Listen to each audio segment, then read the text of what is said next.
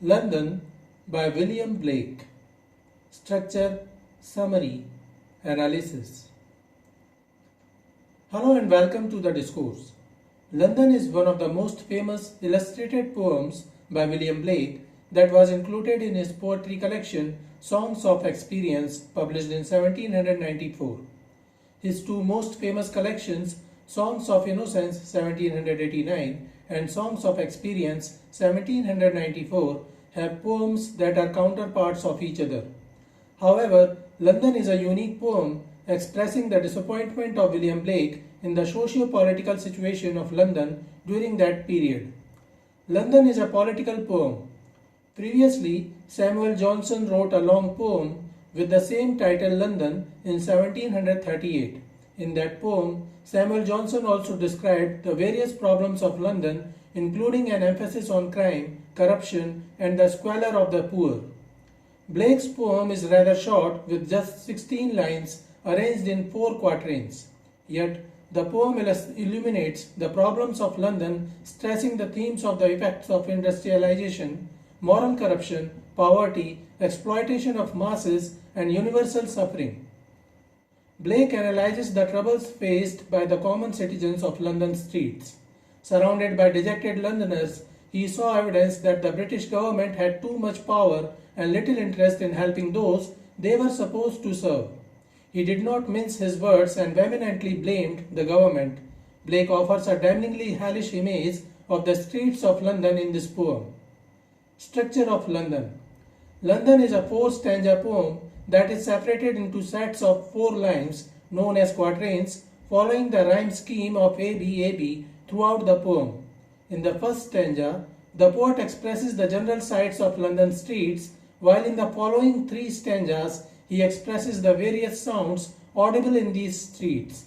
In the third stanza, Blake used acrostics, making the first letter of the first word of each line into the word here. The poem is written from the first-person perspective of an anonymous speaker, who could be assumed to be Blake, walking through the streets of London. Blake used an iambic tetrameter for this poem. Blake has used imagery, metaphor, caesura, enjambment, repetition, and capitalization of words in the poem. Context of London. London was published during the Reign of Terror. The French Revolution became an inspiration for many radicals, as it was a symbol of how the disenfranchised and oppressed could seize power from the privileged. It resulted in the end of the French monarchy, which is what Blake was hoping for in England, which ended when Louis XVI was executed in 1793.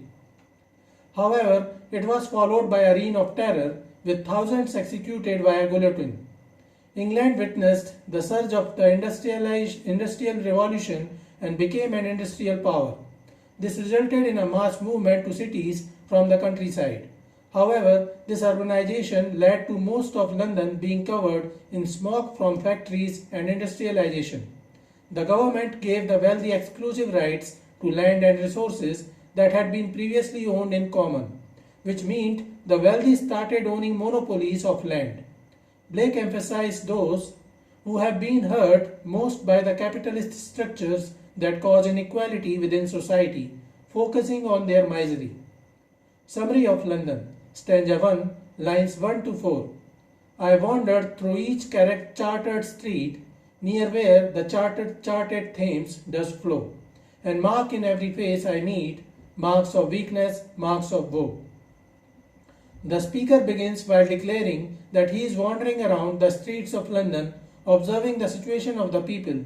He uses the word chartered, which means that the streets and the landscape are controlled rigidly by the government that has offered exclusive rights to the rich capitalists over the land and resources, River Thames, that had been previously owned in common, which meant the wealthy started owning monopolies of land and resources.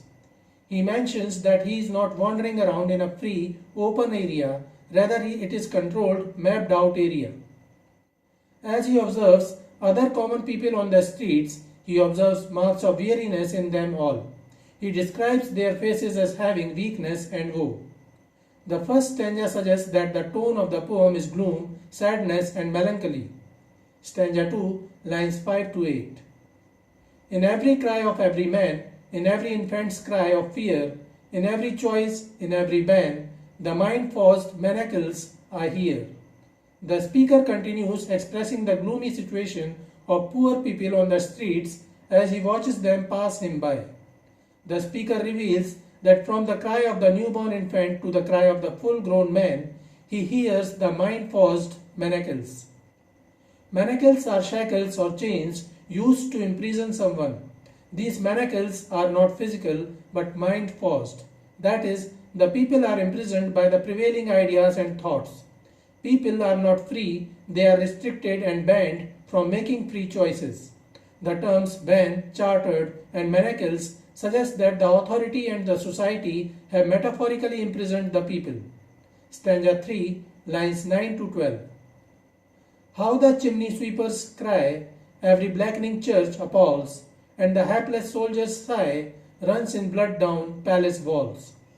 The first letter of the first word of the first line is H, that of the second line is E, that of the third line is A, and of the fourth line is R, which makes here in vertical, and that is the purpose of the speaker. He wishes the reader to hear the gloomy sighs and cries of poor people. The speaker shows his deep concern about poor people and humanity in general. He says that when society strips people of their freedom and shackles them in rigid exploitative ideas, he first mentions the chimney sweeper, the poorest of the society.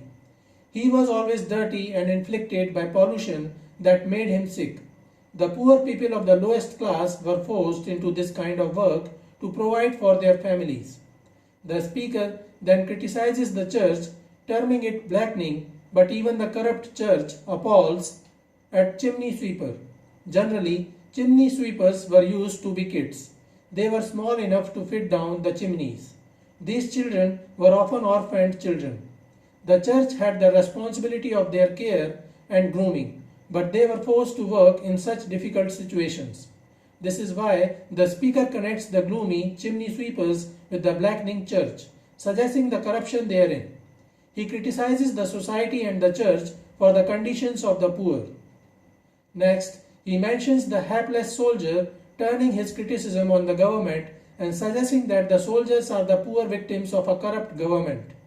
He mentions the long-running bloodbath of war that flows down the palace walls. The palace signifies the space of royalty and higher echelons of the society. The speaker blames the higher society and administration for spilling the blood of the soldiers to keep their comfort of living in a palace. Stanza 4, lines 13 to 16. But most through midnight streets I hear how the youthful harlot's curse blasts the newborn infant's tear and blights with plagues the marriage hearsay. In the last stanza, the speaker mentions the moral degradation of the society at large. He mentions that he hears the youthful harlot's curse. A young woman turning it to prostitution itself suggests the level of poverty and corruption in society. The young harlot is cursing someone, a newborn innocent infant, as she is crying.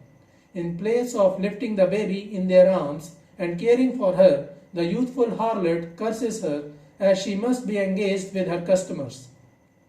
It is not clear if the young harlot is the mother of the infant, but she could be. This reveals the hardened heart of the harlot, which represents the hardened heart of society at large.